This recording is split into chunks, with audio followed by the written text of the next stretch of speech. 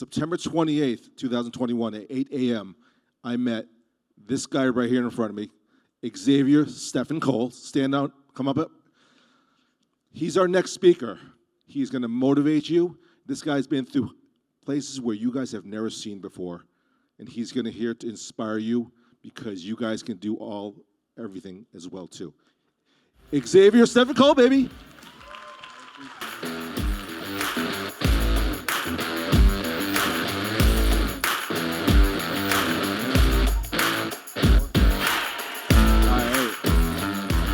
Look at this crowd. Look at how beautiful. Oh, man, oh, man. All right, just so you know, it's the first time I've been up on stage, so you're going to love it. My name's Xavier Cole. I'm from Salem, Massachusetts. I work all of Greater Boston. You can tell I'm probably a bit younger than mostly all of you. 25 years young. Perfect. I made that little slide. I like the first one better, too. My story starts, again, in Salem, Massachusetts. Go straight to this photo here. You can take a second to take a glance. I have it. It's obviously published. This one is the Boston Herald. It comes from high school, Thanksgiving Day. Long story short, that's my brother up there. He adopted me when he was 21 years old. My other brother, he's depicted over there. That's our mother up there. The story gets a little bit sad, but you're all going to love it. Because it's what made me who I am today, how I'm even able to stand on this stage, right? So my father passed. He served the military. He was a Marine.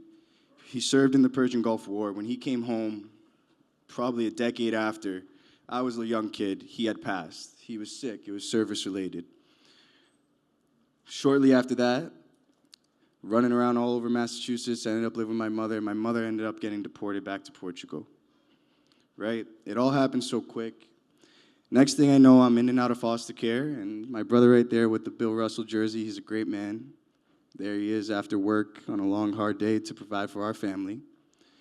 He instilled these great values in me, right? He had a very similar story. He wasn't raised by his parents either. His grandmother raised them, and it was a shit show, to say. I'm sure so many people in this room have very similar stories their own way. But he told me to never be a statistic, right? And now that I'm a little bit older, to not be a statistic goes both ways, right? Because you can be a statistic so positively as well. But when you have no parents and you're in foster care and you're bound to this and all these troubles, your statistic is literally to be nothing, right? So you take that and you define it and you make it what you're going to do, right? We made promises to each other. He looked me in the face and he said, you have to be great, kid. You don't have an option, right? The gutter comes real quick.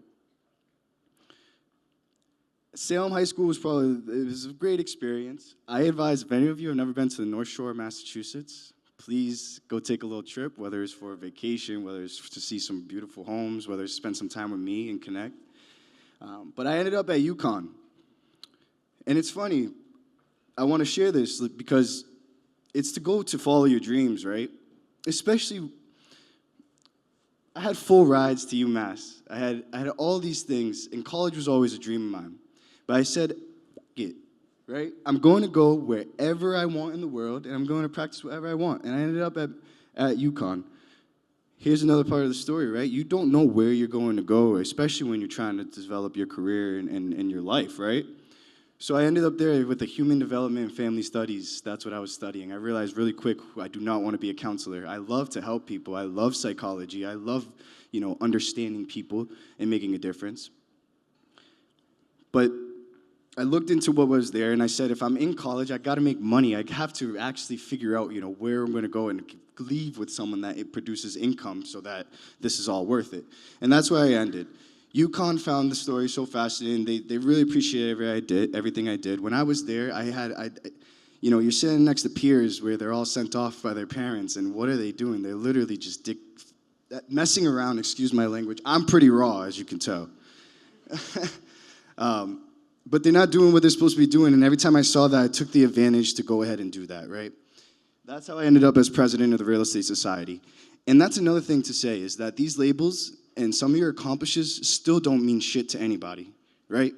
Because you can be a first-generation college student putting yourself through it and with a 3.5 GPA as president of the Real Estate Society and president of this and president of that and throw out 100 applications as best as you can and get nothing. And that's where I fell into entrepreneurship, right? And it was the greatest blessing. Just ran a painting company, did well, produced $20,000 in profit off $60,000 in sales, door-to-door knocking, right? Things like these are what has instilled and I run and practice in my real estate. So this right here, the reason I have this up is because it's a very interesting story. This is my first sale.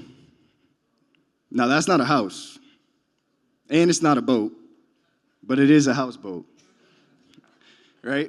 And it's actually pretty beautiful, the inside too. But this was, if you could guess, it was $200,000, which is less than any average condo. And it was actually just almost the same price as my first condo. And I put this up here to show that when I graduated, it wasn't just real estate. Because again, nobody wanted me. Because why would they? You have so much to prove in this world to get what you want, right?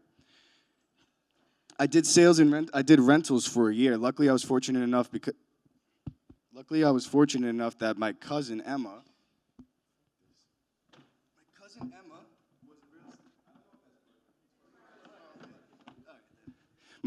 was a real estate broker with Coldwell Banker. She was a top producer, right? And so I was seeking and asking for help anywhere, and she let me run her rentals. And that's just piece by piece. You can imagine. You get the checks, and you go ahead. But I wanted something bigger, and so right out of college, I worked at Salem High School, tutoring kids, because I cared about my community, right? I wanted to show these. That's another reason why I came back home. I went to UConn. People ask me all the time, why don't you practice out in New York? Why don't you practice in Florida? Why don't you go to the bigger, flashier markets and whatnot? It's because that's not why I'm in this business. A home and security has never been there for me.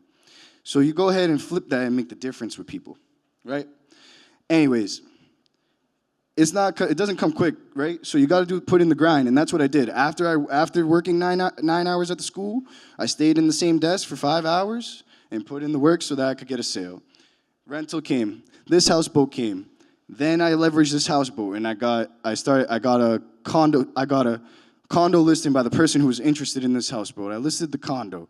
The condo, some buyer came, had no clue who I was, loved me, referred me to his sister. We listed the sister's condo. Then they turned into a buyer. And as you can see, that's the trickle effect of how it can all start. I put this picture up to show, that's me at UConn in 2018 at a real estate conference, actually not far from here. That's in New York City. And that was probably a couple weeks ago. And I put this up because when I look at these pictures, I think you would too. You see a young kid getting it started, and then you see someone that's extremely confident, that's at least somewhat put together. And if I could share something tangibly besides trying to inspire you, to show you that a kid from anywhere with air issues can go ahead and accomplish greatness in real estate, I put this up because Dick Lee, he's my sponsor. He had been recruiting me for 2 years, and I hated him. I thought he was an ass because he was telling me everything that I did not want to hear. I thought he wanted to make money off me. I thought he wanted to just grow his business, but it's really because that's what everyone else that I was with wanted. And so this picture right here, I like to put it because it's not the first time he showed me it. It's when it clicked, right? And so these are my kind of 4 pillars that I just, off the top of my head, this is what I wanted to leave you with. You have to commit to being great. That's what I started with, right? And you have to strategize and execute. That's what I did. Like, I knew that I wanted to sell 3 to 5 million a year to get started. And then now my goals is to sell 10 millions consistently and then scale from there, right? But the strategy was, okay, get an income and go back to the community and get some stuff, some content, some good quality reviews and a couple sales to leverage, even if they're rentals. You can't discount that kind of stuff, right? And by being relentlessly smart, I mean, I honestly learned this from Dick Lee by spending time with him. You have to work harder, not smarter. You know, what is the work that you're doing? Are you actually analyzing it? And is it the absolute most efficient so that you can get the results you need, right? And reflecting is huge in the business, right? You take the processes that you eliminate the crap, reinvest is something that Vincent was, when he said that, it is just extremely true. Whether it's half your budget or a quarter of your budget, if you're not reinvesting, you're really not getting there. And that's what will allow you to reproduce. Other than that, I'd love to throw this photo up here because there's two photos that I'm going to show. This is part of my why and what I do. There's those smiles on those faces. Every single one of them is a first-time home buyer. Two of them I went to high school with. They're my same lenders in all those photos. And that's the relation part, you know? And what's behind us? I know I'm pretty much in New York, but that's the most beautiful city in the world. And that's my family. That's really who I do it for. With everything I've been through, there's nothing more that means more than that to me. Oh my God, I miss her. But I hope that I was at least able to inspire a little bit. I hope that I'm able to connect with almost every single face in here and learn your stories, and motivate each other to honestly build into something great. We should all be pushing ourselves to be something greater than ourselves, something greater than we could ever imagine. And I appreciate all your time. If there's anything I can do, please let me know.